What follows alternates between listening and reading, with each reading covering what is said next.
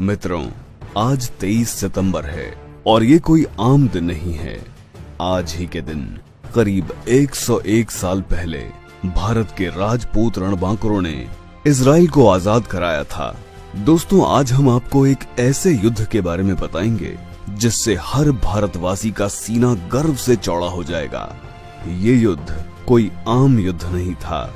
राजपूतों ने इस युद्ध में जो रणकौशल दिखाया, जो शौर्य दिखाया, जो साहस दिखाया, उसकी चर्चा विश्व भर में आज तक होती है। वो अलग बात है कि भारत में ये इतिहास गायब है, पर इस युद्ध के चर्चे आपको इजरायली और ब्रिटिश इतिहासकारों की किताबों में मिलेंगे। उन इतिहासकारों और रक्षा विशेषज्ञों ने यहाँ तक कहा है कि ऐसा युद्ध न तो आज तक हुआ और न ही कभी होगा। इस युद्ध की सबसे बड़ी बात यह थी कि ये भारत में न होकर 7 समुद्र पार हुआ था, लेकिन उस युद्ध में महागाथा भारतीय रणबांकुरों ने लिखी थी। इस युद्ध की सबसे अद्भुत बात यह थी कि जहां हाइफा पर पहले से कब्जा जमाए हुए ऑटोमन सेना के पास मशीन गन, तोपों जैसे हथियार थे और भारत के राजपूतों के पास सिर्फ उनके वफादार घोड़े और तलवारें थीं। मतलब तलवारों और घोड़ों का मुकाबला सीधा मशीन गन और तोपों से था, वो भी एक अनजान जगह पर।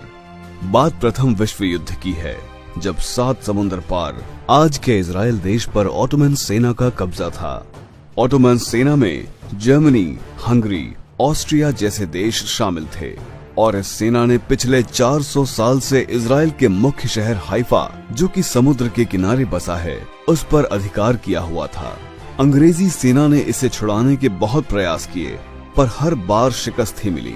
इसके बाद अंग्रेज अधिकारियों ने भारत की घुड़सवार सेना से मदद ली। उन्होंने जोधपुर महाराज सर प्रताप सिंह से इस युद्ध के लिए देश की सबसे ताकतवर घुड़सवार सेना जोधपुर लांसर्स को भेजने की बात कही। आगे युद्ध में जो हुआ उसको आप इन कम और सरल शब्दों में समझिए। सबसे बड़ी बात यह थी कि यह जंग प्रथम विश्व युद्ध में राजपूत रणबांकुरों व ऑटोमन सेना के बीच लड़ी गई थी।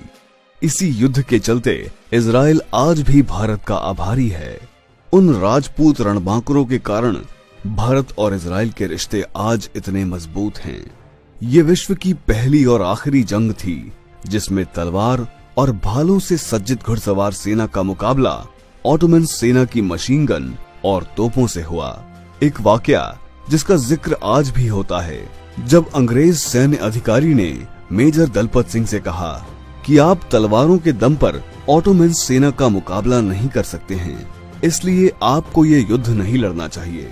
तो दलपत सिंह ने जवाब दिया, हम राजपूत हैं, एक बार युद्ध के मैदान में उतर गए तो वापस नहीं मुड़ते।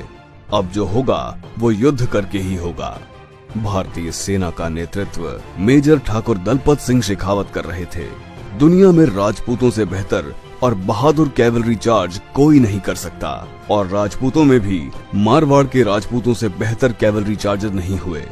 ये संयोग ही है कि दुनिया के आखिरी सफल और बहादुर कैवलरी चार्ज भी इसी मारवाड़ के सबसे एलीट जोधपुर लांसर्स के नाम है। मैसूर लांसर्स सहयोगात्मक रोल में थे। सिर्फ 1 घंटे में इन राजपूत शेरों ने 400 साल से गुलाम हाइफा शहर को दुश्मनों से आजाद करा लिया। इस युद्ध में 900 भारतीय सैनिक व 60 घोड़े वीर गति को प्राप्त हुए। इन्हीं की याद में दिल्ली में हाइफा चौक का निर्माण किया गया। भारतीय सेना ने करीब 1350 ऑटोमन सैनिक व 36 अधिकारी बंधक बनाए थे। आज भी इस युद्ध की याद में इजराइल में हाइफा डे मनाते हैं, जिसमें भारत से भी शहीदों के परिवारीजन या जोधपुर राज्य के वर्तमान महाराज गज सिंह जी श्रद्धांजलि देने जाते हैं। ब्रिटिश इतिहासकारों का कहना है कि ऐसी शौर्यपूर्ण जंग न तो पहले कभी लड़ी गई और न ही कभी लड़ी जाएगी। राजपूतों के पराक्रम ने बहादुरी का एक नया आयाम लिखा था। आज भी हम इतिहास के सबसे बड़े सूरमाओं को इस हाइफा दिवस पर शत शत नमन करते हैं। जय हिंद, जय क्षात्र धर्म, वीर भोग्य वसुंधरा।